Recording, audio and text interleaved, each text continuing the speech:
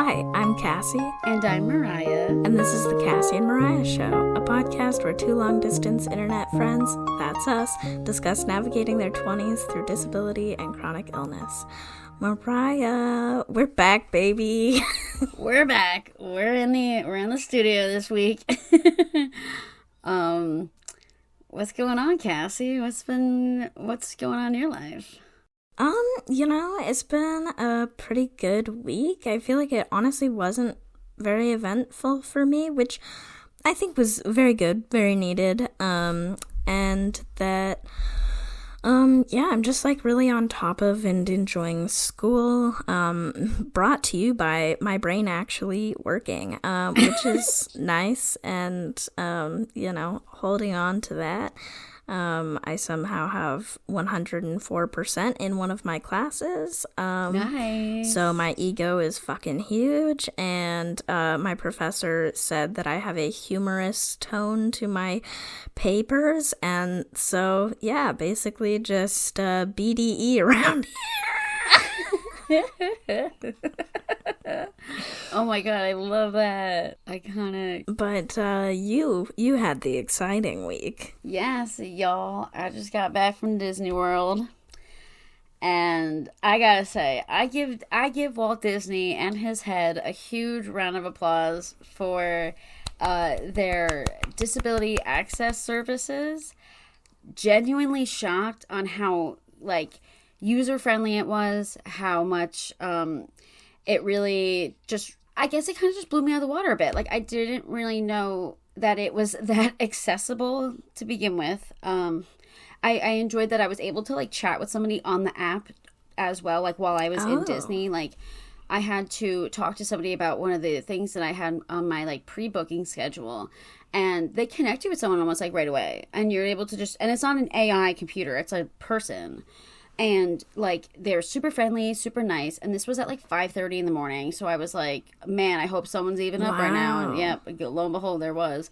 They probably got people working around the clock there, which, amazing. But, I hope y'all are getting some sleep. But it was a great time. It's experiencing Disney as an adult and as someone who can really appreciate, the details and the experience, and being able to be oh my god, this is a character from this movie or this place. It was just amazing. I want to go back so bad. We're actually, the group that I went with is low-key planning a trip for the end of the year, and I was if this can go through, that'd be the best, because I want to go back to Disney. Who gives a shit? Let's go back. We went to each park. So we went to Animal Kingdom was the first day. Second day was Hollywood Studios. Third day was Epcot. Fourth day was Magic Kingdom. And then the final day we spent in Disney Springs, which is a shopping area. They got some Disney stores, stuff like that, but nothing like a theme park, atmosphere. And it was even the plane too, the plane rides were very enjoyable for what they were. If you have any type of disability, they allow you to pre-board the plane early before everybody else, which was very helpful because I was able to kind of get myself situated. I was able to have a flight attendant even put my stuff in the overhead bin for me, and I didn't have to lift it, which that was a huge issue because I'm a lot of my, I used carry-on bags. We didn't use any checked bags because again, I've talked about before, it's sometimes you don't want to check anything that has a medical device or any supplies like that, because if your bag gets lost or damaged, then you risk that stuff, being broken or lost. So, my bags were very graciously put in the overhead compartment by a very lovely flight attendant, and then I was able to sit down. I was able to, it was good because I was able to wipe down my seat and the screen for the window, the computer screen and stuff, without having another person trying to squeeze in the seat next to me while I was doing that. So I was really glad that I was able to take my time. Even I was able to even let my seat dry off, and then I was able to sit down. So I was able, it was just really good. I did get a little bit sick on the plane just because turbulence, stuff like that. Also it's really they do have air pumping through, right? But it still can feel a little bit claustrophobic, a little bit hot. And then once you land, they turn off the air conditioning now because the plane's off now. And I'm I'm wearing a sweatshirt and sweatpants, and I'm in Florida, so I'm fuck, it's hot as hell right now. taking my sweatshirt off on the plane. Like, I did have my, like, park clothes underneath my clothes. Like, I had my shorts on and a tank top on. So I was like, okay, like, once we land, I was able to, like, drop in my drawers in the airport, to, like, take off my sweatpants. And, like, I just was having a great time. I was like, I'm really enjoying this. And Disney is just so fun. Like, it's just so fun to be goofy and silly and to just be your, like, unhinged self. Like, they're playing music at the park and you're just, like, two-step in, like, dancing to, like, the Mickey Mouse music, and I'm just like, no one gives a shit, because everyone else is doing the same thing, or, like, you're never gonna see these people ever again, so, like, who cares what other people think? With what I didn't like was, like, you're really sleep deprived almost the entire time that you're there, because, like, by the time we get back from the parks, we were staying at every park. We were there from, like, open to close pretty much. Most of them close around 9 p.m. or after. So by the time we got back, like, there was one night, by the time I fell asleep, it was, like, almost 2 a.m. And then I was planning on getting up at, like, 5:30, 6 o'clock every morning to do my treatments and to make sure, like, I had a protein bar to take my meds with and everything like that. And I was just like, oh my God, guys, I'm like, I am, like, running on 4 hours of sleep right now. Like, this sucks.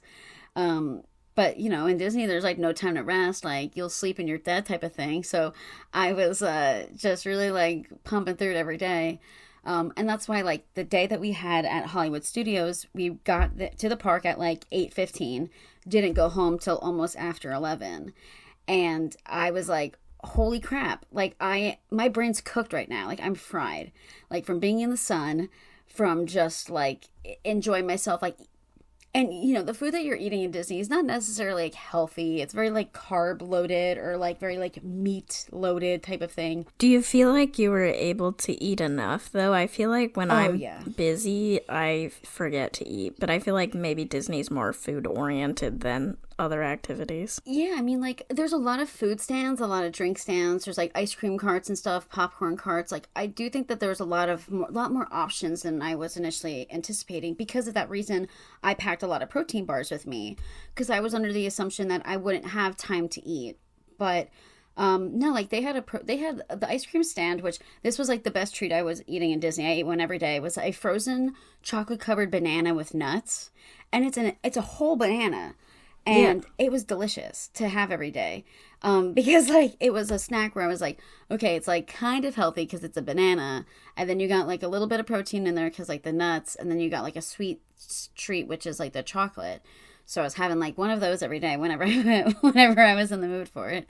And, they had, like, churros, they had, like, pretzels, they have popcorn, like, they have other things like that. So, like, I did think that I was really good with, like, eating. I do have to say, like, I did have a little bit more, like, alcoholic drinks that I was that I wasn't really, like, anticipating. But then sometimes they're just like, oh, it's like a fun drink. So you're, like, having a fun drink. Or, like, they put drinks that have those, like, light up, like, ice cubes in it. So I was like, oh, I gotta get a light up ice cube. But the Disney magic makes you spend so much money that I was actually like, this is absurd. Like, I cannot believe that this mouse is taking all of my hard-earned money. Oh my God. Can you talk more about the accessibility? Like, what did that actually look like? Yes. So I've talked about the DAS before, where it's like if you ever went to Disney, there's, like, 2 lanes for rides. There's the standby lane, which is, like, the general entrance lane, and then there's the lightning lane, which is the lightning lane is a lane that can only be utilized by people that have DAS or they have the Genie Plus. Genie Plus is something you pay for every day at the park, but the DAS is Genie Plus but free for disabled people.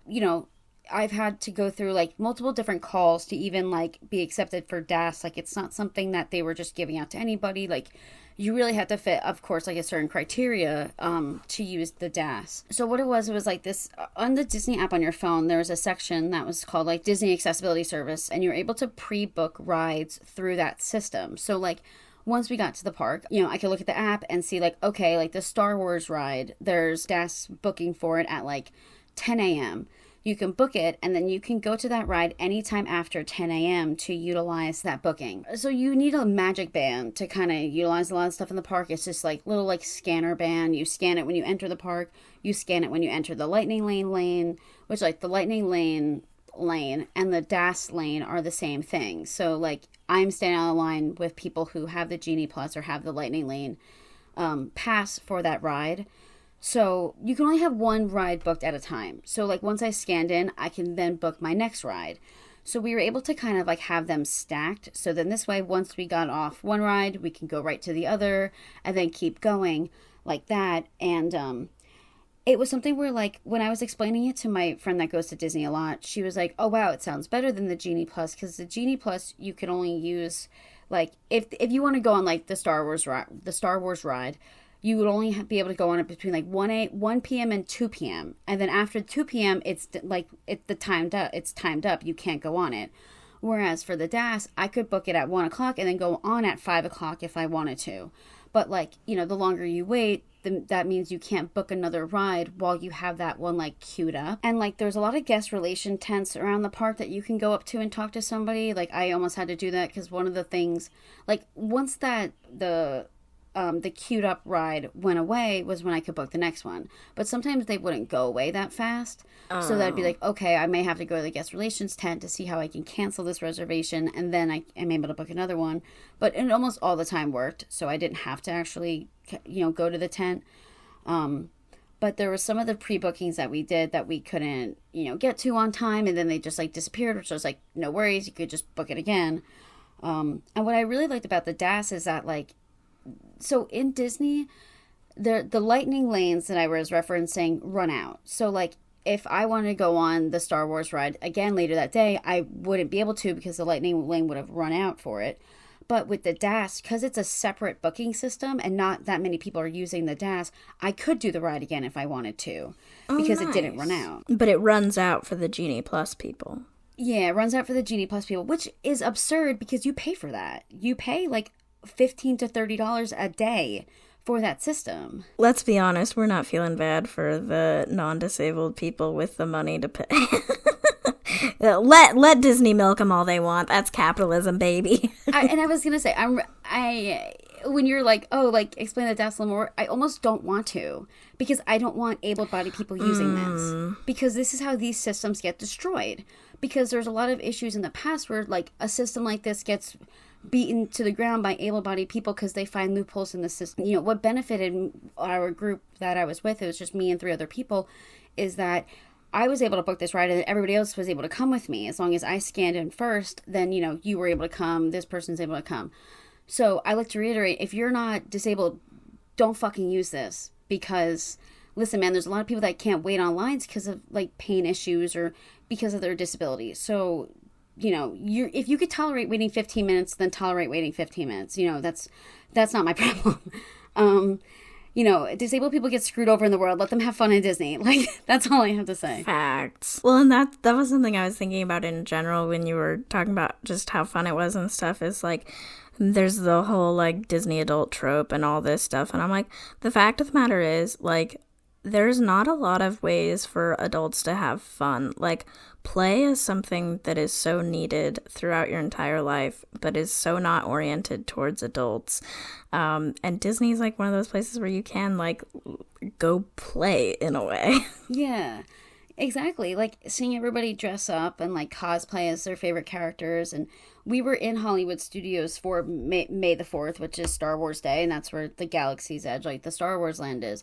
And seeing everybody dress up as their favorite characters was, like, so cute to me. I was like, I'm not even ripping on you guys, because I love the dedication. And I'm also here, too. So, like, I can't make fun of you for being a nerd. I am a nerd. It's so fun to just, exactly, see people play and see that's a very, like, judgment-free environment. Like, you can kind of just act silly and no one cares. Like, you know, as long as you're not mean to cast members, which I feel like that's something that you do see, and it's kind of just like, hey man, like, you're kind of, like, you're doing, like, the Sleeping Beauty princess cosplay, and you're, like, getting pissed at a cast member. It's like, how about you just, like, I don't know, like, take a step back, like, that's a real guy working.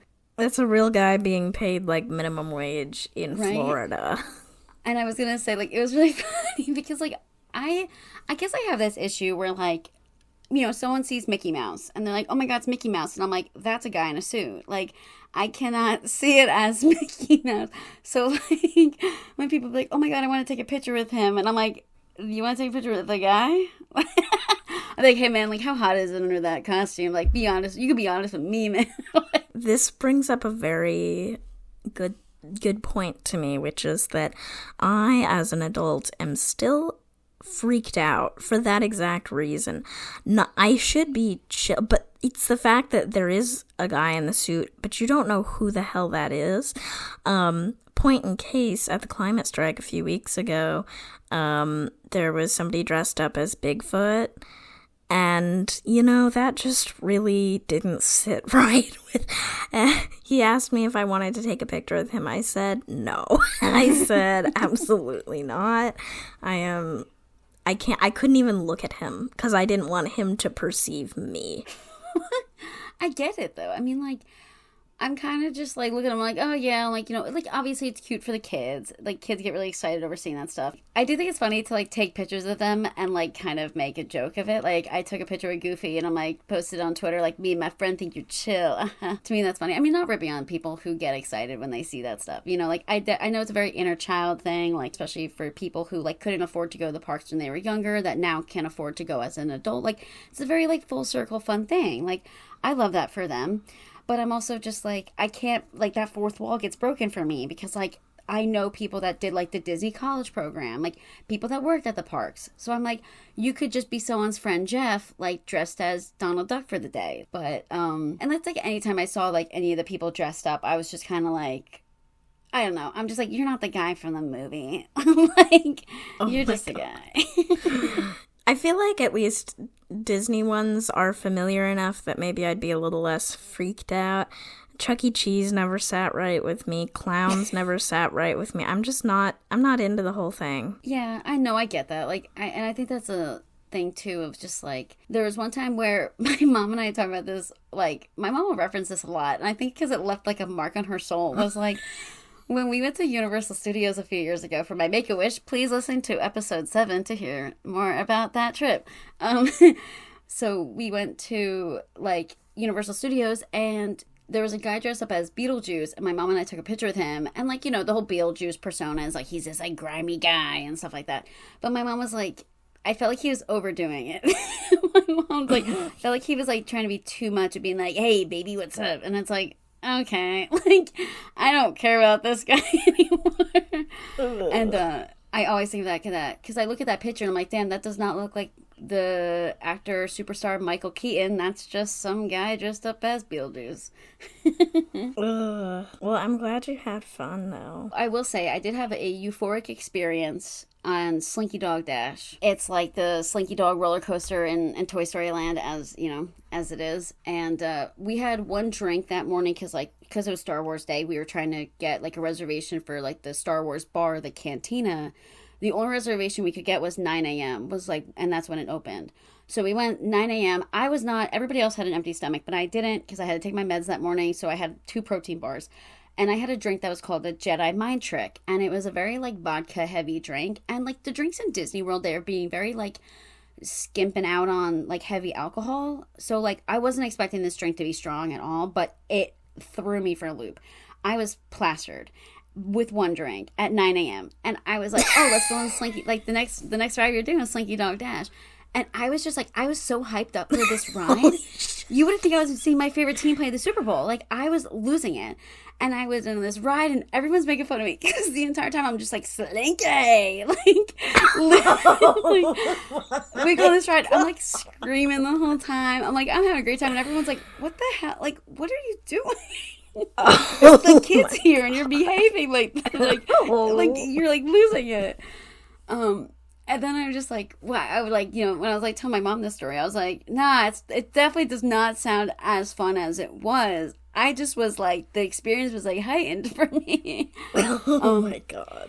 And now I'm considering getting a Slinky Dog tattoo because I really want to commemorate that moment in my life. I think that would be extremely cute. It would be, right? When I was looking at reference pictures, I was like, I think it'd be adorable, like a little Slinky Dog. Why not? God, why couldn't I have liked a movie better than Cars? Because I'm like, damn, a lot of Disney stuff would be cute to tattoo. Lightning McQueen is not cute.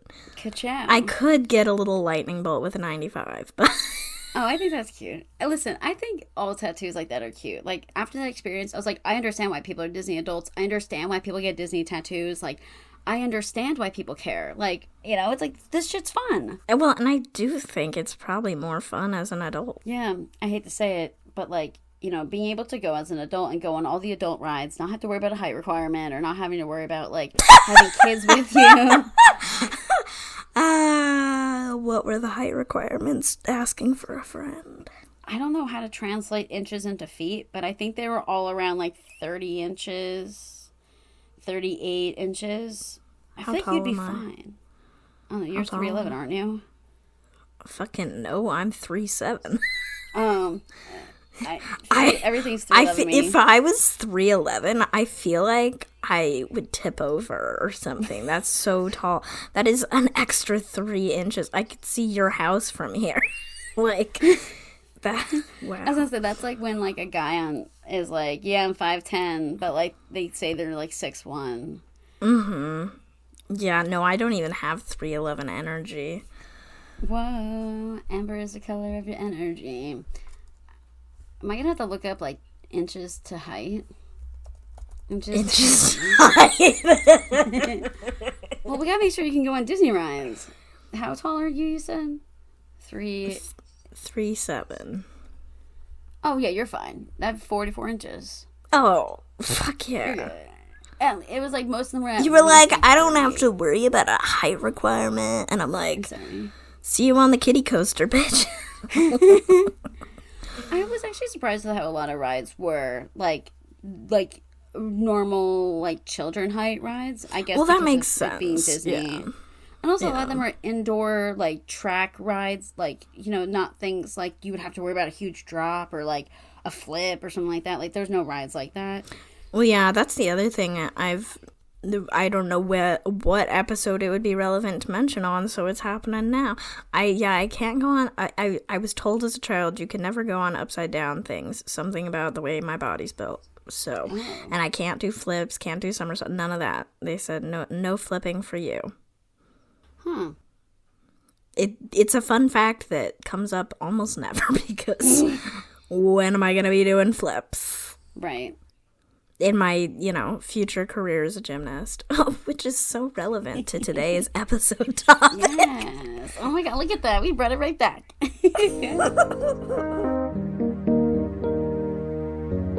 Cassie, what's today's topic? We're going to be talking about work. Because, as disabled people, that's just such a pivotal part of our it's work and disability were never meant to I feel like fucking being human and working were never meant to coexist, but here we are. Yeah, I feel like I'm realizing that now as I get older, when my chronic illness has been affecting me more, because of just the whole health insurance being tied to your employment. I'm like, oh, as someone who turns 26 next month, if I don't get my parents' health insurance and if I don't get my parents' health insurance plan extended for me, I don't really know, I'm not sure what my options are, and my job currently doesn't offer me health insurance, and you gotta worry about so many other extra things, of jobs allowing you to have X amount of sick days, have jobs allowing, I know a huge thing was during the pandemic, remote work, because a lot of people's jobs were not able to be worked from home. And I feel like you don't really find that stuff out until something like the pandemic happens, where, you can actually see if you're able to do things from home or not. Well, and that was a huge thing, is disabled people had been being remote work should be a thing for years. Yes. And then it didn't happen until non-disabled people needed. No, you're so right. The amount of jobs that could have been offered to disabled people, that would have been work from home jobs that were oh, you can't do that, we need you in the office. And then, oh, all right, well, now no one's in the office and everyone's still doing their jobs, the right way. So it's that could have been an opportunity, that unfortunately you had to pass up on because they didn't accommodate to you. Well, and it's frustrating now too, because it's a lot of jobs that were remote during the pandemic have now created policies that require you to be in the office again or whatever, or a certain amount of days, and it's there was already proof that you could do it from home.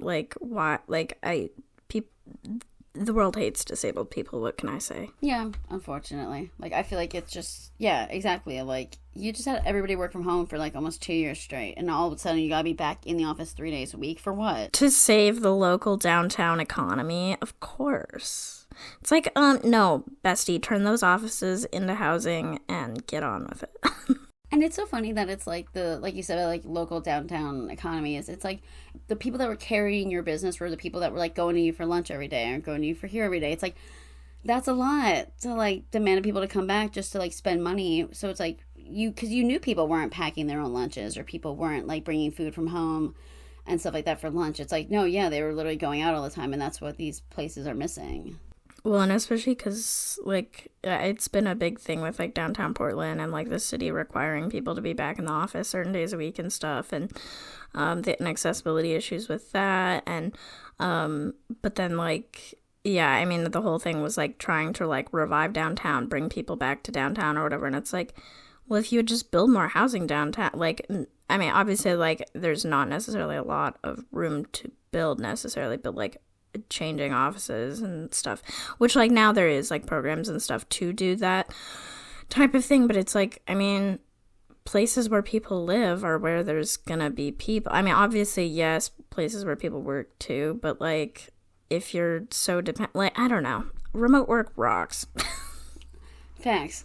I feel like all my friends that work remote jobs are significantly happier now that they are home, that they're able to, you know, and like, even like it works for people who have kids who like are able to like take care of their kids and also be working at the same time and not have to get a sitter or send their kids somewhere else. It's like, it saves people so much money. They feel like they get their lives back a little bit. It's like, why not, like, can't you just let people be happy? Like, no, everybody has to suffer all the time. What the hell? And like, I think with remote work though, it's like interesting because you have to be a bit more intentional about socializing because you don't just have, like, you're not just constantly around people. Like, I feel like I had that issue a little bit last year. Was like, oh, suddenly, like, I have, like, a regular, you know, I'm working, you know, weekdays, like, having to just be more intentional about actually making plans to see people because, like, I'm not the one with a flexible schedule suddenly, and, like, I have to, if I want to see people, I need to leave the house, you know? Yeah, right.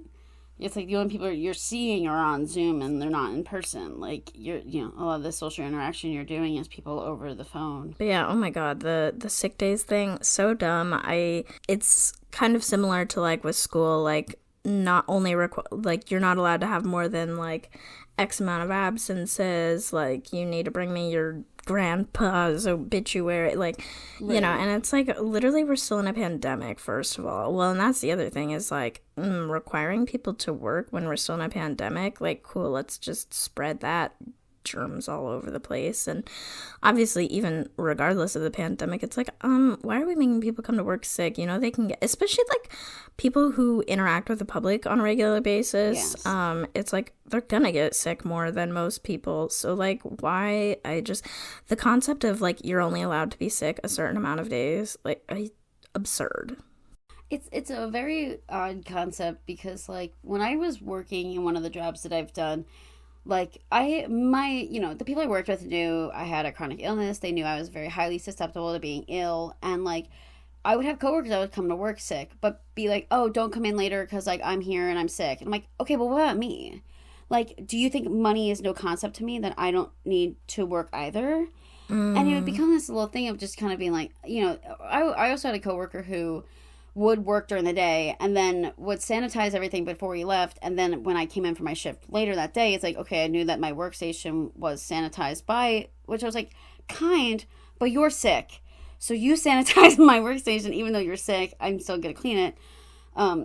There's people that it's like, okay, they care. But then I also know a lot of places, the employee, you know, your coworkers like that don't give a shit or like don't have that awareness of like, being like, okay, like I work with a chronically ill person. Let me make sure that they're, you know, I'm not putting them at risk at all. Or just like even having the energy to do it, you know? Right. Yeah. And like that was even like a pre-COVID environment. So it was a bit like, damn, that was a little bit before its time, you know? And even just now with like COVID, it's like you work with someone and then like 2 days later they have COVID. And now you're like, okay, well, like, I still wear a mask at work, but like the whole concept of sick days, it just boggles my mind when someone's like, yeah, you only get 10 sick days a year. What? What? You guys are only sick 10 days out of the year? Like, that's what normal people deal with? I was gonna say, I do think like the sick days and like the health insurance stuff. Although the sick days is interesting because also what defines sick, because like I feel like sometimes there's just times that I'm fatigued from doing too much as a disabled person. Like, I feel like generally, like, I mean, sick wise, I literally haven't been sick since before COVID, which is wild. But then also like with the health insurance stuff, like I feel like it's like, you know, for the most part, well, although it probably affects me most with like my ADHD meds, but like, and like having to regularly go to the doctor for that, but like, otherwise, it's like kind of interesting as a disabled adult. Like I hardly have to go to the doctor aside from like regular checkups or whatever. Like I just have to go every 3 months to be able to still get my meds. But I think it's almost more of a like, I mean, obviously it depends your disability, but I feel like it's definitely more of a chronic illness, like stressful thing. But the fact that health insurance is tied to employment at all is absurd. It is. And like, you know, having a lot of friends right now that are going through that as well, of being like, oh, I'm only taking this job because it has a good health insurance plan. Yep. Like that's, oh my God, what? Like, and it's like that, the fact that that's even a concept you think about when you're looking for jobs is like literally basing whether or not you're going to apply somewhere due to their health insurance plan.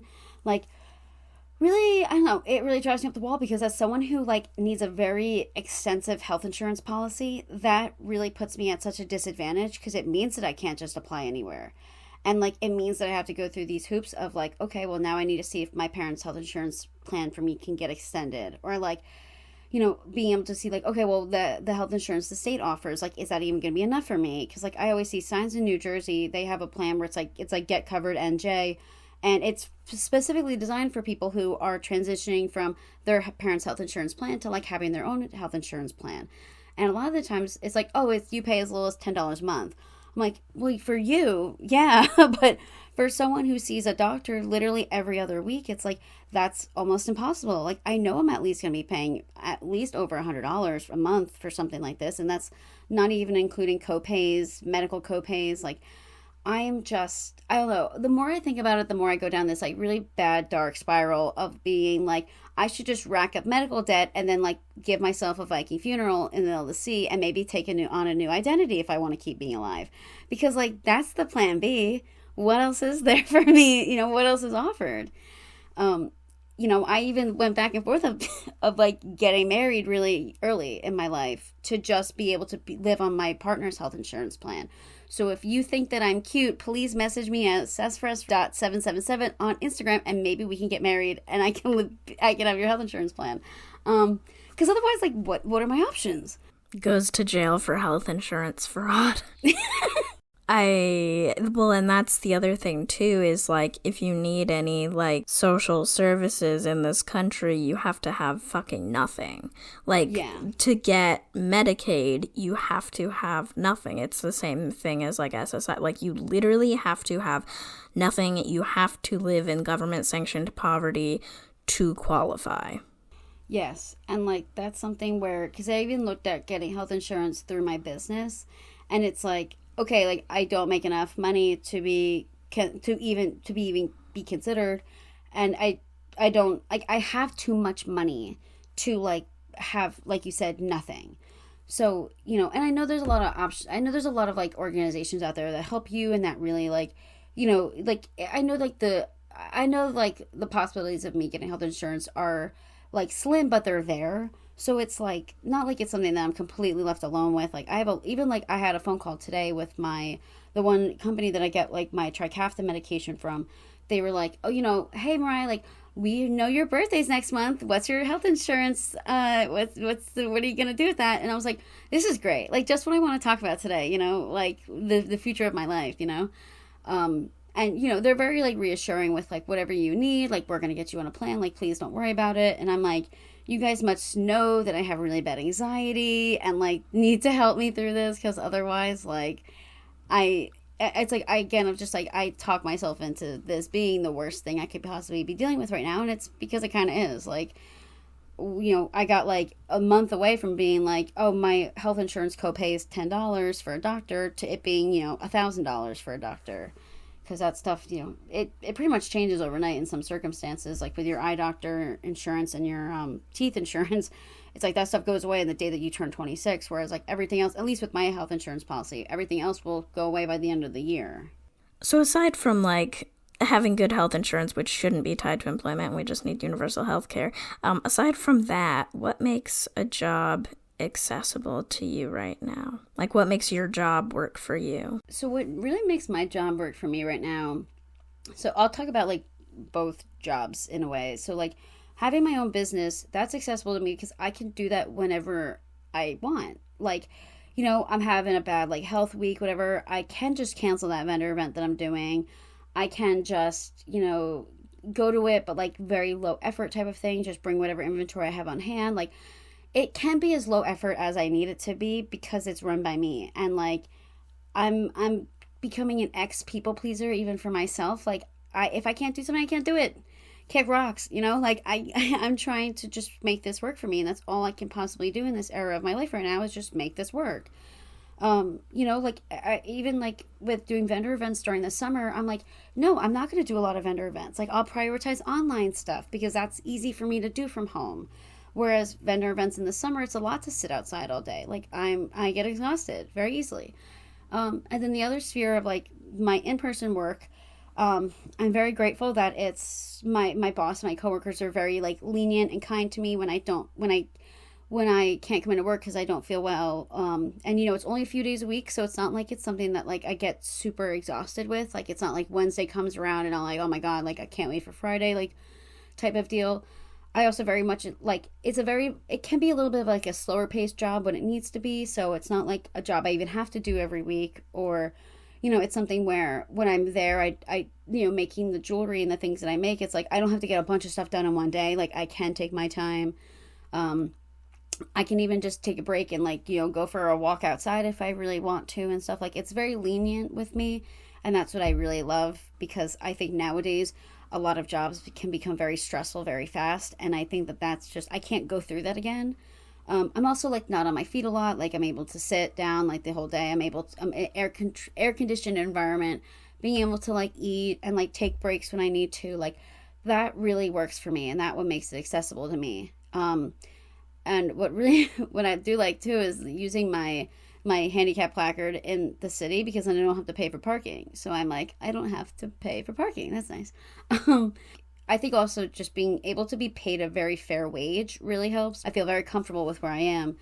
And that's where I'm like right now in my life with working. I am fine. I am safe. I am comfortable. And that's all that matters to me. I love that. It is a little funny and sad that like most of the things that you just listed are things that like most people should have, like breaks and good wages. Yeah. No, literally, like, it's sad that that's like something you say. Yeah. But it's like, I mean, it makes sense that those things do make or break whether a job is accessible. Yeah, because I mean, even like, our CEO was like, man, if I wasn't able to work this job, where would I work? It's like, okay, well, wherever I would work, I wouldn't be given half this stuff I am given. Because I also think working for like another like broader aspect, which I won't get too much into, but like working for a small business versus working for a corporation, it's a very different environment at a whole. So I appreciate that. Yeah. No, that makes sense. Yeah, I feel like job accessibility is something I haven't had to think about as much recently. I think it was more of a thing when I was in like high school. So like I literally from the second I turned 16, like I wanted to work. Because that's when you can like work in Oregon. I don't know. Is that what it is in New Jersey? 16? Yeah. Mm-hmm. When you're in high school, a lot of the jobs that are available to you without a high school diploma, without like any experience, a lot of those jobs are manual labor jobs, like retail, stocking shelves, being a cashier, like all these things. And so like a lot of the jobs I would apply for would be like secretary positions or whatever, but they would literally require a bachelor's degree and 4 years of experience or whatever. And I'm like, to answer a phone. One time I literally wrote kind of a like snooty cover letter being like, well, I'm Gen Z, so like I know how to use technology. Like, because I'm literally just like, what am I supposed to say to like the fact that like there's literally no jobs I can get that are accessible to me, like where I can sit down to do work, even though I'm completely capable of doing that, you know? And so it was definitely a bigger thing then, and like really in like high school. I mean, like I babysat my cousin for like since she was like 2 to like, God, I don't even know. I mean, I babysat her for like quite a few years. And that was literally how I would like pay to be able to go to concerts or do things with my friends or whatever, you know. And then it's like after that, like because, you know, she aged out of needing to be babysat. And it's not like, the thing is, like, even that was only made accessible to me because it's like, she's my family, like my aunt trusts me, like, because babysitting other people's kids, like, I don't know, I would not feel comfortable, like, with the fact that, like, I don't know that I can save your kid's life if something you know, versus, right. Like, you know, like, family is just a lot more chill and understanding, and, like, heck, even, I feel like I was, like, recovering from health stuff at one point and could hardly move, and I could still babysit her because it was just, like, easy breezy, you know? Right, like, she was just gonna sit there and watch TV, you should just do that with her. Exactly, yeah. And so that was really my only experience for quite a while. And I actually did, I tutored somebody who was in my pre-calculus class with me and stuff. Like, there was just, like, odd jobs I would find to make some cash.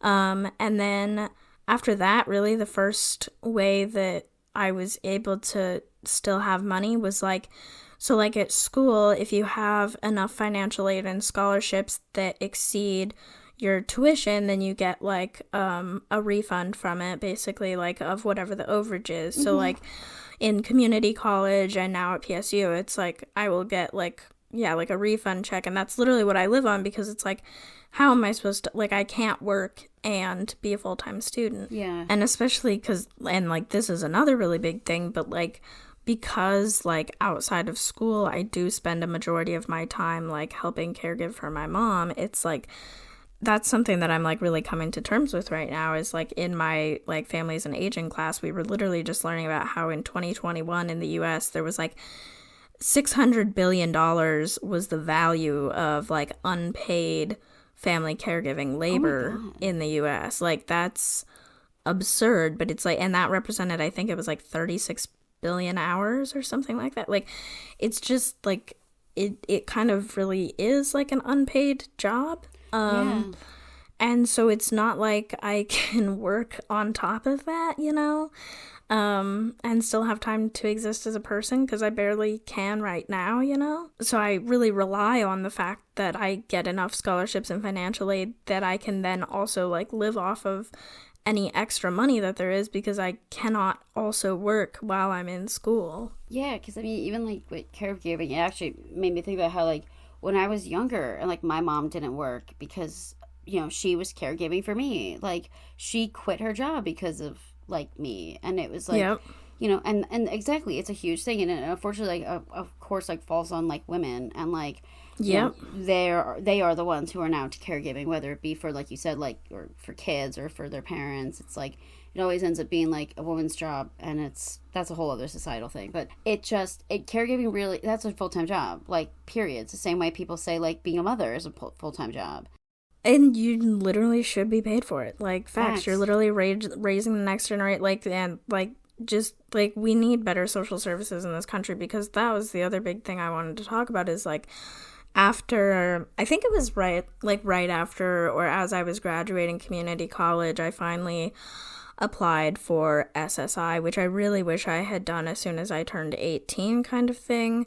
But I don't know if I don't remember what the situation was as to why I never did it before then. I think like Shriners, the hospital I was going to, like, finally like encouraged me, like, hey, you should really do this, like, here's advice on how to do it, etc. And so because of that, I was approved on my first like go, which was extremely rare. Like, most people end up having to go to court to be like, I literally cannot work. Like, so basically, for people who don't know, SSI is supplemental security income, and it is the form of income available to disabled people who have never been able to work. It's different from SSDI, which is when you have like taxes taken out of your paycheck, and part of what's taken out is disability taxes. That is, for SSDI, you get work credits, and so then you're able to receive not a ton more, but much more money than people who have never worked, which is kind of fucked up in a way. I mean, like, I get it, you paid into the system, but why am I living below the poverty line when I'm on SSI?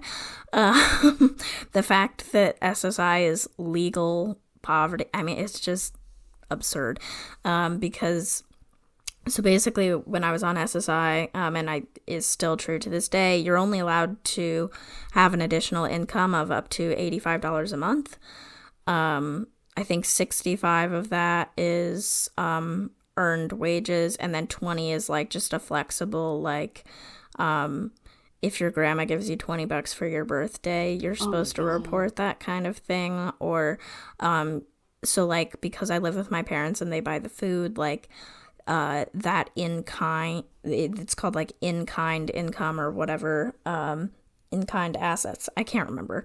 It's been a minute because I'm fortunately off SSI now, so I've lost all my talking points. But it's like those things counted against me, so I received less. So I was receiving, I think when I got off SSI, I mean, it was like 500 something a month, which is obviously literally not livable.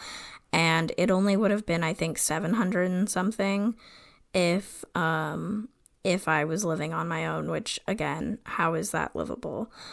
And yeah, you're penalized. You're not allowed to have more than $2,000. Disabled people don't have marriage equality because if you need SSI or Medicaid, your partner's income counts against you.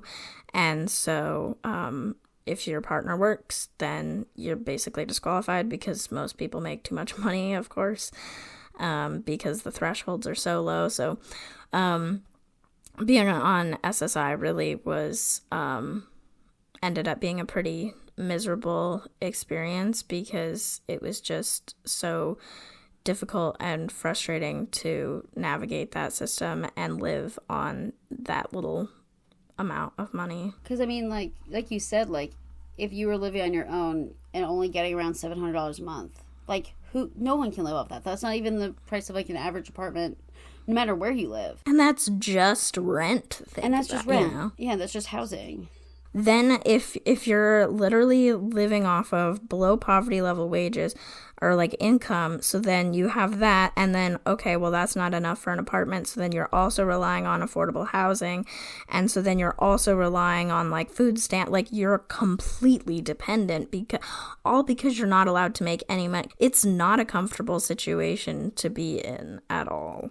I did get really lucky. I only had found out about the $85 a month like additional income limit because I was asked to do TikTok video editing for a musician, and it'd be one video a day, so it'd literally be 1 hour of work a day, $15 an hour, and that was too much. That put me over the $85, and I hadn't known about these restrictions, and so then I was really fortunate that he was like flexible, and I knew somebody else who was looking for work and knew how to like edit videos and stuff, and so I was able to split the work with them, where I was able to work like 5 or 6 days a month to be able to earn that $85, and then they were able to do the rest of the month. But it's just like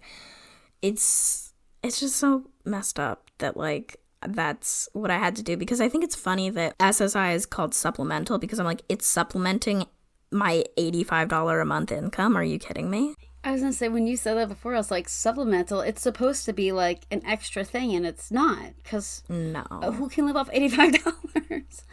It's so sad, and it's so, like you said, it just traps disabled people in poverty, because there's no way out. Well, and I mean, that's the other thing too, is like you're every few years, or as often as the government feels like it, depending on your situation, they like recheck for like if you're still disabled and still need SSI and whatever. And so like you have to fill out this paperwork that's like, oh, like how do you, it asks you like how you spend your time and like what do you do during the day, because they're literally trying to find out if you are capable of working. That's the thing, is like, because jobs that were accessible to me I wasn't qualified for, I spent years and years doing unpaid work to get the necessary experience for these jobs, for to be qualified for jobs that were accessible to me.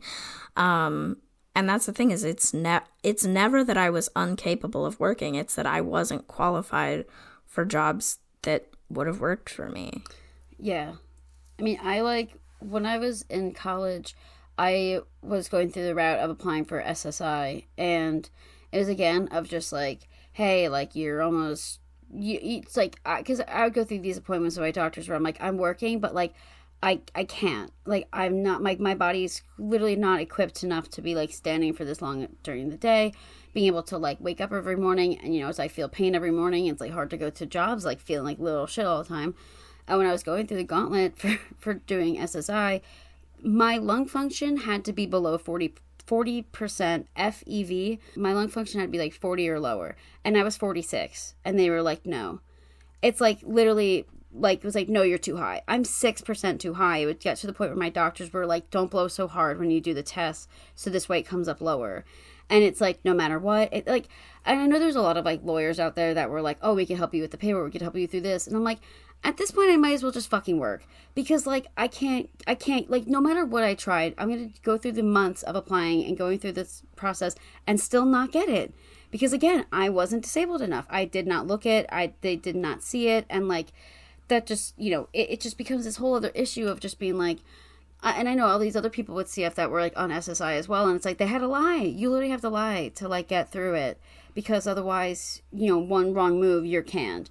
And it's not like you could just like, most cases you can't just reapply for it in the future. It's like, no, once you're done, you're done.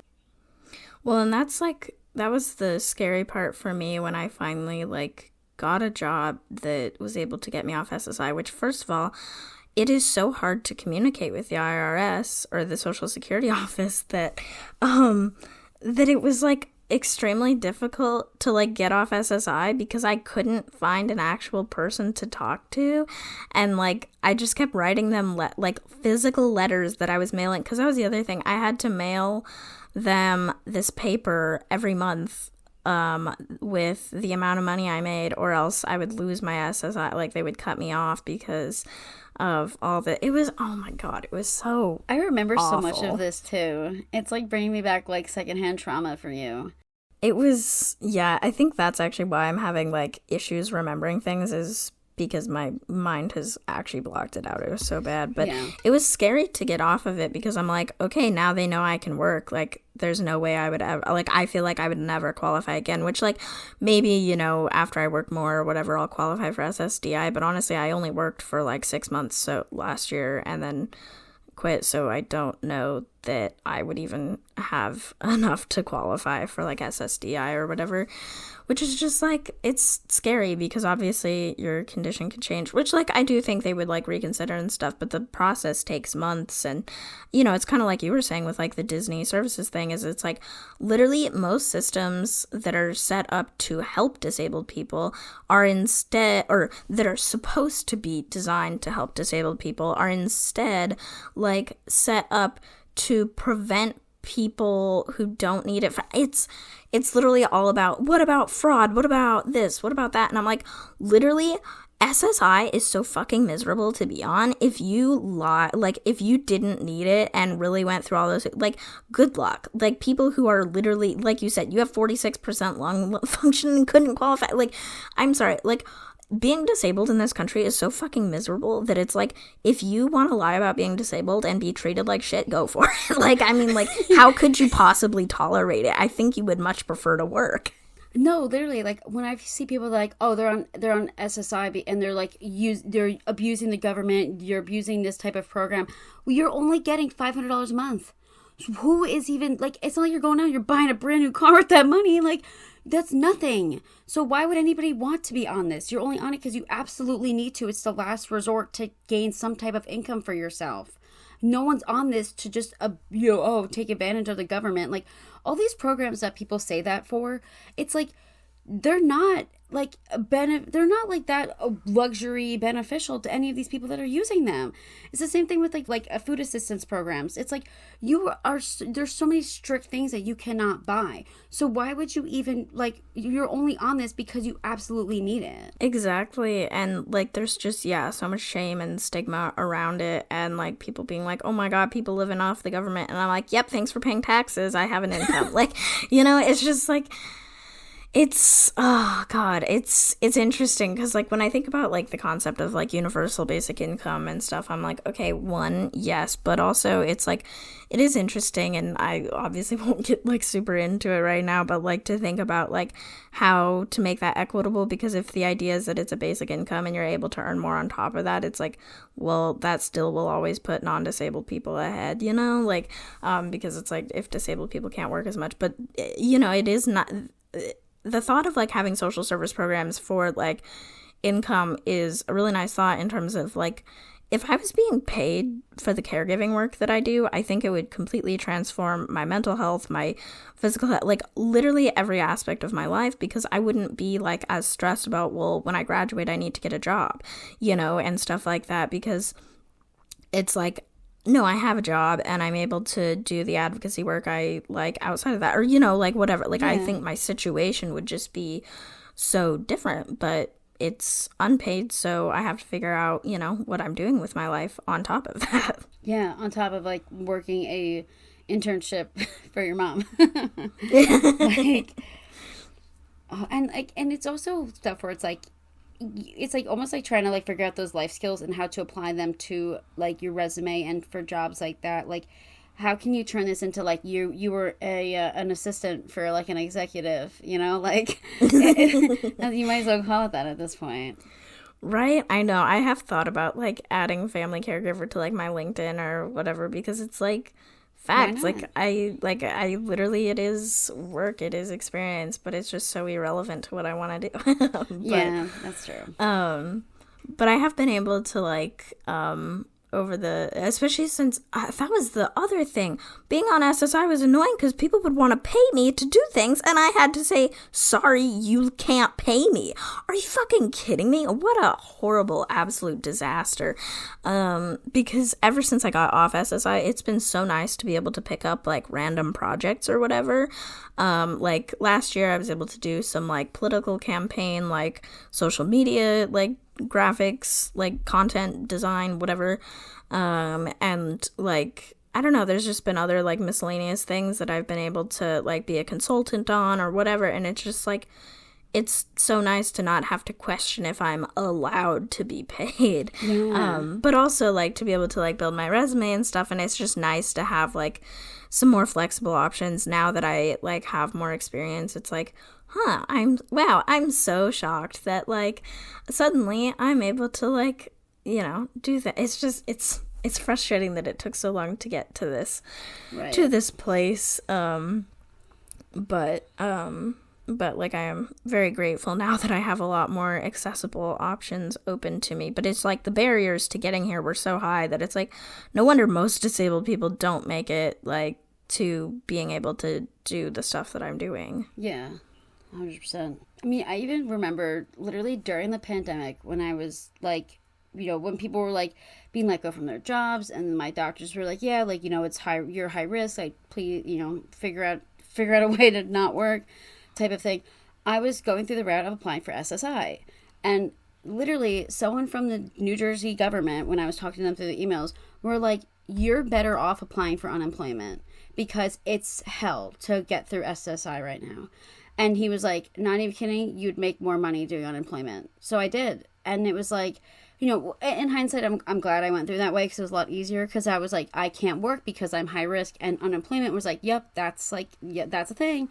And I'm like, thank you. And like, because I just think like, otherwise, like, it would have been a lot harder to go through SSI for that same reason of like, I would have still had to apply, and then it'd be like, aren't you that bitch that had 46% lung function? I'm like, get the hell out of here. When it's like, oh no, you can't work because you're a sick little baby. That's okay. Here's money. And you know, that was a huge help. But yeah, I don't know. All you can hope for is that these programs get reformed, but I don't think there's anybody that is that aware enough or, you know, sees this as a huge issue, because again, it doesn't affect like, oh, too many people in this country, when really, like, what is it, like 40% of Americans have a disability in some way? Like, it's like 25, it's like a quarter of the population, which is wild. And also, like, there was like a really great bill put forth, like, to reform SSI and stuff, but like, yeah, like you said, because it's like the people in power aren't affected, they don't give a shit. Like, right. I mean, like, there's a handful of people who care, but like most people just simply don't care. And like, it's so frustrating. Obviously there's so many like great advocates and stuff like doing this work, and I was like trying to help out with some of the like SSI advocacy work last year and stuff, but it's just like, it just the stigma around like social support in this country is so bad, and instead they're always trying to somehow make it worse instead of better. Yeah. What were some of the like other jobs that you've had before your current one? Yeah, so like, you know, when you're talking about like how you were doing your babysitting stuff, it's like Mariah on the other side of the coast was I worked at a boardwalk near my house. That is so I live on the coast of you. It's so I live on the coast. It's so like carny vibes. Like I worked at a like little restaurant on the boardwalk, and it was very fun. I got paid in tips up the wazoo, which in hindsight, it's probably because I was a young woman. And you know how people are. Work it, honestly. Get your coin. It was so fun because I think I was just very naive, and I was very like, people would order a drink and be like, oh, we're gonna split it. I'm like, do you want 2 straws? And they're like, no. Like, we kiss. Why would we want 2 straws? Because, you know, again, I have 2 brain cells and they're working overtime, baby. But I really enjoyed, like, I think working in food service was a very eye-opening thing. Like, food service and retail jobs are, like, they need to have politicians work those jobs to understand what an average American deals with. Because people are not nice to you. They're very labor-intensive. You're on your feet all day. And you're constantly dealing, like, you're, like, the overwhelming, like, stature of those jobs. It's, like, you're dealing with so much at once. Like, and these people are screaming at you when you're doing it. There's so many times where like people would order food, I'd take their money, and I wouldn't even put their order in, and they would leave. I would like, because it's like, I don't know, it's just like you're not really, you know, it's like you're handling too much shit at once. And I worked at that job for a summer, and it was kind of like, I won't say too much, but it was very like, I was 15, so I was definitely below the age. A lot of people there were below the legal working age. The following year or two, I worked at a bakery, which is no longer exists. And I was like at the counter help, like putting boxes together for people, taking orders, stuff like that. And that job sucked. That job was so bad. Oh. You know, only because like it was another one of those, like I was dealing with health stuff at the time, and it was just very hard for me to work and, you know, deal with my health stuff. I would be working and then being like, hey, like, you know, can't come in on certain days because I don't feel well. And it's like chronic illness, not feeling well is a lot different than normal person not feeling well. I literally can't just suck it up. Like, I can't. Like, it's a lot different. Like, I don't know. Would you rather me shitting in the bathroom the entire shift? No. So I guess I'm not coming in. Facts, dude. What do you want from me? So there was one time when I was playing field hockey, actually, because it was like another thing. I'm just being like, I could only really give them 1 day or 2 days a week where I could work because I was also playing a sport at the time. Playing a sport in quotation marks, I was riding the bench. So I would, well, one practice, I got really hurt on my knee, and I had to go to the hospital, and I was supposed to work later that night because it was like a game. I have a field hockey game in the morning, then I was going to work after. And I got injured, and I was on my way to the hospital calling my boss to tell her, hey, I can't come into work later. She was all pissed at me. Well, you need to find someone to cover your shift. I didn't know anybody that worked at this job. I had no phone numbers. So I was like, can you like at least send me some numbers so I can call people? How is that your problem? It's not my problem. It's like jobs are supposed to, like, you are the manager for a reason. You are supposed to find people to cover shifts. It's not my fault. No, even the boardwalk job was not like this. They would find someone else to work for you instead. Because if I'm calling you to ask you to work my shift, you're going to say no. But if the boss calls you to ask you to work your shift, there's more chance you're going to say yes to them than me. And I remember I called like 3 different people, and this was a Saturday night. And they were all like, we kind of have plans before, like, you know, they have plans going on. They're not home. Like, you know, they can't work.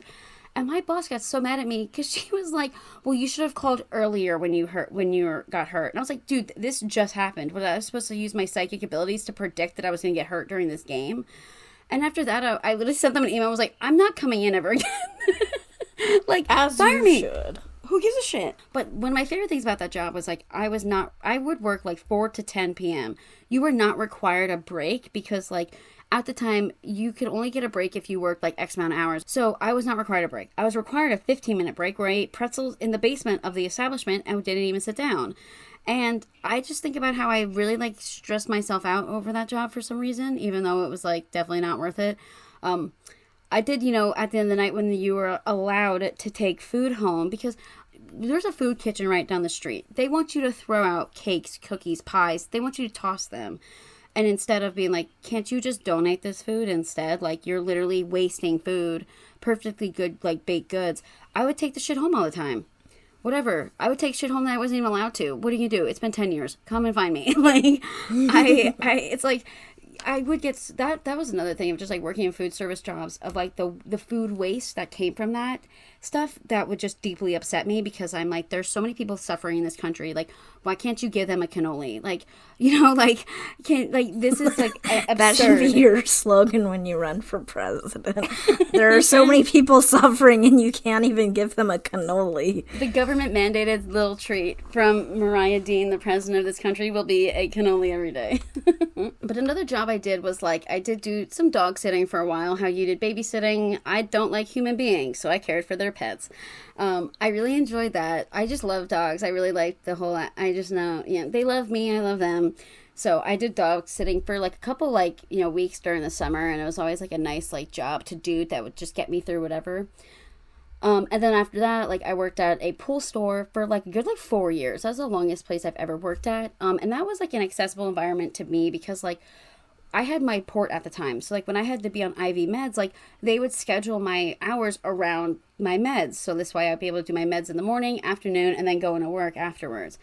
And it was just like even accessible with my school schedule. That's where I was saying where like people were nice enough to let me know that they were sick, so they would give me the option of staying home or not. It was just a place where I did feel very like safe at in that like social aspect wise. I do think that it became a bit of like it became a little bit harder job for me to do, and the only reason really why I quit was because of the pandemic. I got let go. And I don't know, I always think like, oh, I'd like to go back there and say hi to those people, but like, I don't even know who works there anymore, so I don't even know if like the people that I worked with are still there. But they were even texting me during the pandemic of like, hey, Mariah, are you like gonna come back to work here? And I'd be like, hey guys, no. And that's where it ended. But you know what? I did really, I liked the, you know, the little jobs that I had around the time, like, except for the bakery job, they were all like, I don't know, it all worked for me for what it was. I guess because, like, people were like, oh, my God, you have cystic fibrosis? That's so sad. Like, whatever you need, I'll give it to you. And I'm like, thank you, as you should. I love that, though. I think that just the way that people treat you can make a huge difference. Yeah. I think in just, like, I don't know, because when I think about the future, like, and, like, the fact that, like, a lot of what I bring to anything I do is like disability and accessibility focused stuff, even if I'm in a completely unrelated job or whatever. And it's like, I feel like the level of receptiveness that people have to that will either make or break, like, or it's just like even asking for like something to be different to make it accessible or something like that. Like, I think it's just like, I think that the way people respond to that, like you said, the social safety aspect is huge. Yeah, I mean, and I think that's just like, that's a whole other just like empathy thing of like understanding that we're all just human beings just trying to make it through this job. Like, we all know that this isn't the end all be all. Like, a lot of the people that you're working with are people that are using this as a stepping stone to get where they need to be. Like, and to not just be so hard on yourself and on others. Like, I think that just creates like a lot of a better environment. And like, even when I talk to friends nowadays that are like, oh, like my boss XYZ, it's like I don't know, I guess I just became this whole like bigger picture person of this like stuff being like, you know, it's like it's just, I mean, again, it's just like, it's hard to like even want to quit jobs because, again, of just like health insurance being tied to your employment. Like a lot of these cases, like you really don't have a buffer room, but it's just really like going kind, just, it's goes a long way, you know? And I think that that's just even in the workplace. TPWK. TPWK, Harry Styles, he really created a whole movement with that. They should have that they should have posters of him in break rooms. I also remember sitting on my break at work and reading the OSHA posters in the break room and be like, workplace violations. And I'm like, oh, wait. Like, wait, y'all, they're talking about you on this poster. You know, like they say, my dream job is none because I don't dream of labor. Facts. I think we can all agree with that one. Yeah, I mean, in terms of the future, yeah, I mean, who does dream of labor, right? But I am excited about the labor I am going to do. I'm very excited for my internship this summer, and then,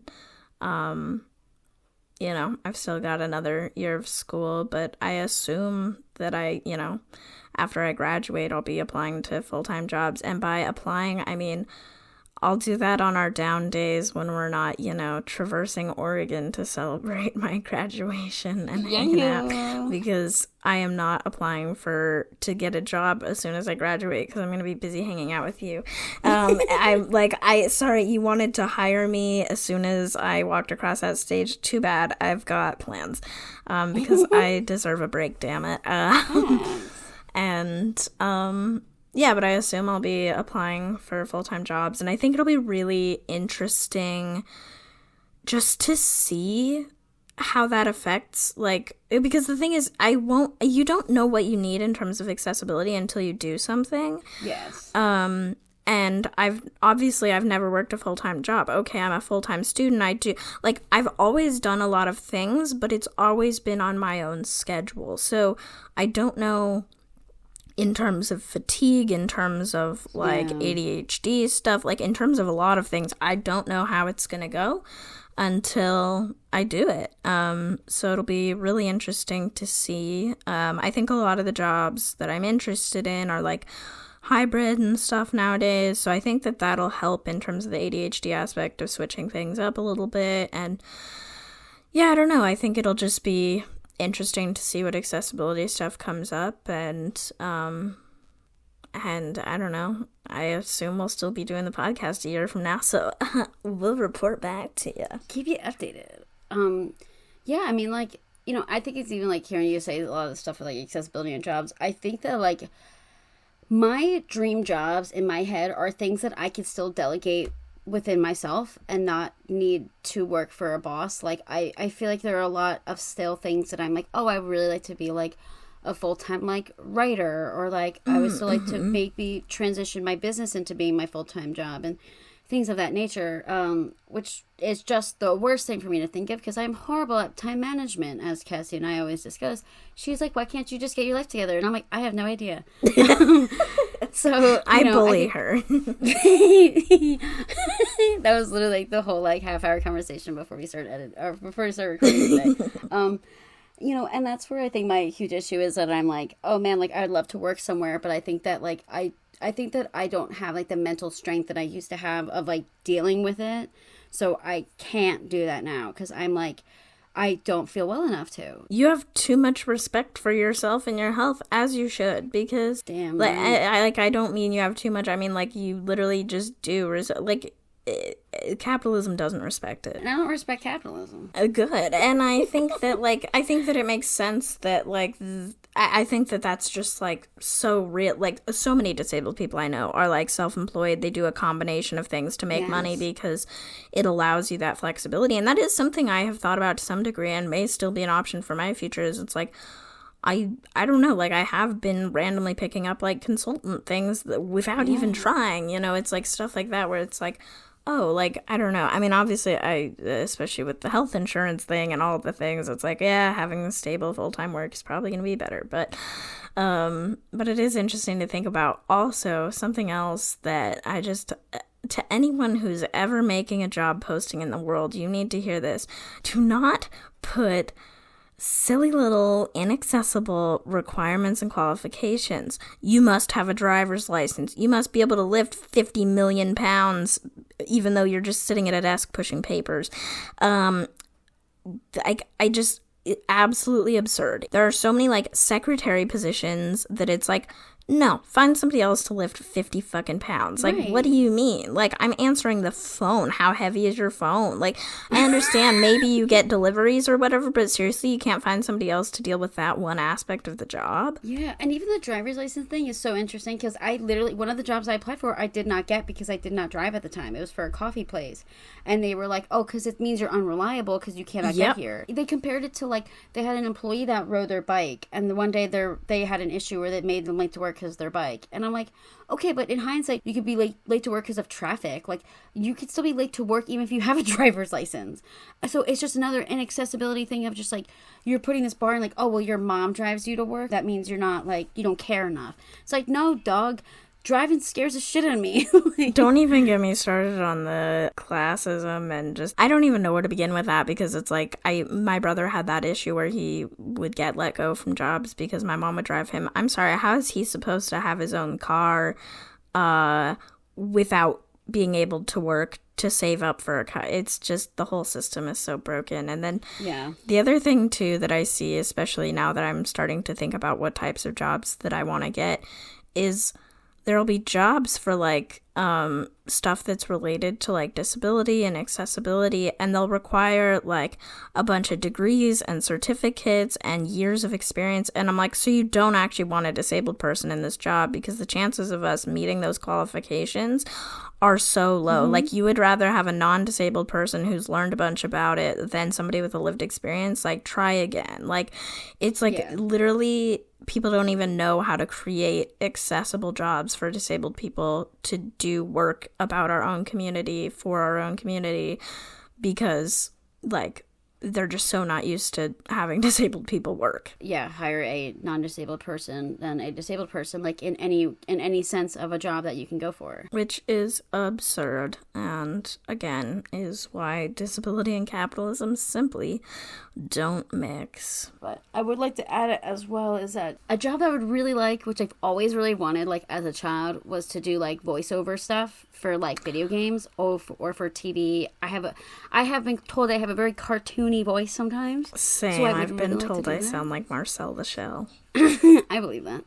My brother sometimes is just like, you sound like you're a cartoon animal. And I'm like, I am a cartoon animal. If I'm one thing, it's that. But so, you know, if you're listening to this and you got any shit that you want someone to do voiceover for and they're willing to pay me, hit me up. If anyone wants to pay us to do anything, hit us. Yeah, man. I mean, I sell that. Yes. For a good cause. I'm not gonna do an Amazon. No Audible sponsorships. Get the no Audible sponsorships. No. But if you want me to talk about my website builder, I'll talk about that. If you want me to talk about a fun drink I like, I'll talk about that, man. I don't give a shit. Facts. I love juice and drinks and bevies and fun things.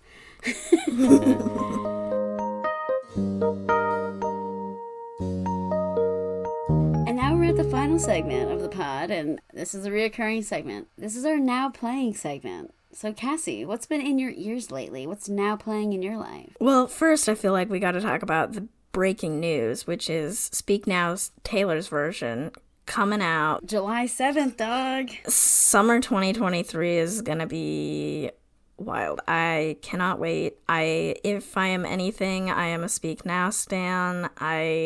This is big for me. In less than 2 minutes from finding out, because I found out because people posted pictures from the Nashville show where she announced it, and that's how I found out, was from Twitter. And within 2 minutes of finding out, I pre-ordered it on CD, vinyl, and cassette. So this is big. I didn't flinch doing it. I've been waiting for this, so thank God it's finally happening. Very excited for that. I did a lot of music listening on the bus this week because I need to start listening to the artists I'm seeing this summer because I want to be able to bop along. So I listened to Maggie Rogers' newest album because I just had never gotten around to it. I don't even know when it came out, but that was very good. The National's new album just came out, I think, this month, and absolutely have been enjoying that. And I don't know that I've ever talked about it on the pod, but oh my God, if I am not a Survivor fan. That is one thing about me. So my grandparents always do like a Survivor pool where you put in $10 and everybody gets randomly assigned a player. If your player like makes it to the final 3, you get a certain amount. If they win, you get a certain amount from the pool. You know, that's a fun aspect of watching, but I honestly, my guy got voted off a while ago. I don't even care. I'm so into it. There is a showmance this season. Oh. Absolutely living for it. Both of them have already been voted off, Matt and Franny. Oh, but literally when the second Franny got voted off, I'm over here aggressively Googling, are Matt and Franny dating post-Survivor? I need to know. Because, like, you know, they very much were showing interest in each other and, like, talking about it on the show, but, like, you know, they're not, like, literally dating on the show, you know? Yeah. And somebody tweeted and was like, because, like, they both got on the jury, so, like, they're both still there, and they, like, all just hang out and wait to go to, like, tribal council and, like, be on the jury for the show, and everybody was like, Franny getting voted out is sad, but that just means her and Matt are about to go do it in Fiji or wherever the hell they are, and she was like, yes, we did. Like, she said that on Twitter, and I was like, oh my God. But they are still dating, and that just, I was like, oh my God, the world is good, maybe. And then, like, this week's episode was so good. I love when an underestimated player gets, like, a cocky player voted out. Oh, live for that. Nice. Fuck you, Danny. I also heard he's, like, transphobic and, like, supports Trump and all that. And I'm like, yeah, go away. But he also did fart a couple challenges ago, and it was really funny. So there was that. I think last episode I mentioned that I was going to start watching Is It Cake? Oh yeah, I flew through that show on Netflix. The host was horrendous and cringe. I don't like him. He's from SNL. I can't remember his name because that's how much I pay attention to that show. I watched a few episodes of that, but I couldn't get into it because of the host. Like, I thought that it was just annoying. Like, he's like trying too hard to like make jokes and stuff, and it's just like, okay, I don't care. Like, can you just fucking cut the thing? The only reason I was able to cope with it was actually because I looked up his name. Like, I looked up like Is It Cake and his name on Twitter and found other people who were complaining about him, and they were like, oh my God, he hates his job so much. Wait, is that the guy I'm thinking about? Oh, Mikey Day. Yeah. Yeah. Not to be confused with Mikey Way from My Chemical Romance. Yeah, he has a very annoying voice. I think he just was not the right person for the job. But then that got me back on my baking show grind, and so I watched Junior Bake Off. It's interesting, they have seasons like 6 and 7 on Netflix, and it suggested I watch 7, so now I'm watching 6, but I'm like, where are all the other ones? I don't know. Oh, I wonder if they're on Hulu, because sometimes they like it's like whoever owned it first. Right, and I'm just like, you never know, because it literally airs on like British television, so I'm like, I think there's also a weird thing there with like the selling of the seasons. I don't know. True. But I'm enjoying that. Currently reading Anxious People by Frederick Bachman, and I really, really liked, I'm always going to call it A Man Called Ove. I think it's like Uwe or something like that, because it's like Swedish or something. But I really, really like his writing, and I'm really enjoying Anxious People right now. And last but not least, the new Queer Eye season dropped today, so I'm already one episode in, and after this, I will be binging the rest of the season. Oh my God, I love that. I love that show. It's a very comfort show to me, because it's just very like well-rounded, and everyone's funny. I love it. And the first episode of this season was a bunch of, it was a frat. It was a frat house. Nice. And every day I thank God for hot people. That is all. Okay, me, but when I was in Disney and about to download Hinge to look at the Disney people on Hinge and trying to get a Disney boyfriend, because I was like, I have to say, my monorail conductor was very hot, and I'm going to be thinking about him for a minute, because I think that he was one of those people who was like, I'd move to Florida. I would praise the wrath of Ron DeSantis and move to Florida. Anyway, Mariah, let's pull it together. What have you been listening to? Okay, so today on Instagram, I posted my 5x5, my last FM, like, the tracks I've been listening to that week. It was heavily, heavily influenced by Blink-182. I go through phases of listening to their entire discography, except their album 9. Because I will never like that album. You cannot get me to like it. It was like right before Tom left. It was like the album they came out with. Not good. Didn't like it. Who cares? And I really like their self-titled, and that just kind of what got me into like wanting to listen to their entire discography. So I added a lot of their songs to like my driving playlist. I don't know. I guess like you could say my music taste is that of a teenage boy's, and when he's in high school. Like I feel like I never really grew out of that like very like male dominated like pop punk music, like The Story So Far, things like that. Like I don't know, all other early stuff hits, although we do just look past the misogyny. I'm sorry, women.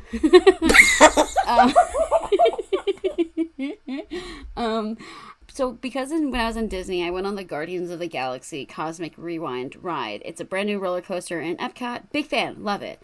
So on the ride, there's when you're on the roller coaster itself, there's 6 different songs it could play, and they're all songs from the movies. So I think it's really fun because it kind of changes your experience each time.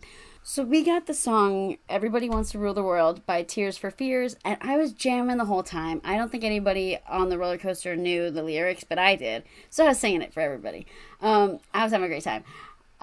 So because of that, I got really back into listening to the Guardians of the Galaxy soundtracks, because they're all like masterpieces in their own way of just being this very like 80s, early 90s music, very like nostalgic, classic rock, as if like I lived through any of this.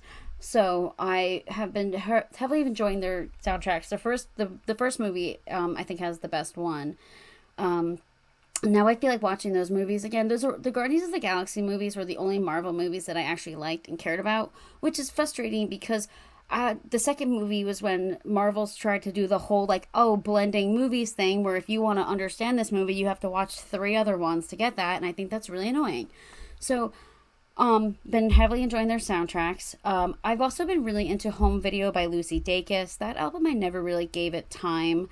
I guess it's just because, like, I know her music's very, like, solemn. It's very, like, emotional, but it's very, like, reading the Rolling Stone interview that she did with Boy Genius, and then also just looking up stuff about her afterwards, it was very, like, wow, like, she really cares about her craft. Like, very, like, English major vibes I get from her. Even with the way that she references, like, certain poets and writing in her music. So I really enjoy Home Video. And I mean, like, as for that, like, because I just got back from Disney, I feel like I'm not really into my YouTube video grind yet. Like, I'm still, I still need a lot of stuff I need to catch up on, like my Hollywood Horror Nights updates, my Let's Plays I need to catch up on. So I gotta get back into that. But I think that I don't know, I have a lot of content to look forward to. So, but I do think the music part, I don't know, man. I love music. I love fun music that makes me feel good. Like, I love putting on, like, an early 2000s pop-punk playlist as, like, the drive-to music in the car. Like, if I'm late to work, it's because I had a hard time choosing a playlist to listen to. I love that. That's, it's like your version of my, 1D'ing yourself out of a mental breakdown. Yes. I just, music can and does really set a tone, I think. All of my bus rides this week, I was very thoughtful of, like, it was hard because I really liked the Nationals album, but as soon as the weather changed to be hotter and warmer, I was like, this is more like cloudy day music. Yes. Oh, I get that. That is, like, one problem with me is I'm like, no, the weather's not appropriate. And I'm like, are you kidding? But, like, I feel like if the weather doesn't feel right, if I wait till it's dark out, that helps. I don't know, now that I think about it, that I've, like, really very intentionally listened to much of Lucy's music. That's inspiring me to go do that. Yes, her and Julian Baker's music, too. I mean, that was very, like, I think out of all the people in Boy Genius, Julian Baker was the first artist I've listened to out of the 3 of them. Same. Because I knew her of, like, because her touring with, like, Sorority Noise and being in, like, that scene of, like, musicians. So I know she was the first. I think I don't know, don't quote me on this, but she might be the one that's been doing music longer than the group, like longer than other people in the group, or most at known least music. most known. Yeah, I think she's been known the longest. Versus like, yeah, they've all just had very unique and different like career trajectories. But yeah, no, I haven't listened to her most recent album enough compared to her older stuff. Yes, Historian's a great album too. Yeah. Well, that's a wrap on this week's episode. Be sure to follow the Cassie and Mariah Show wherever you listen to podcasts, at TCMS Pod on Twitter and Instagram, and look out for new episodes every Wednesday. Bye.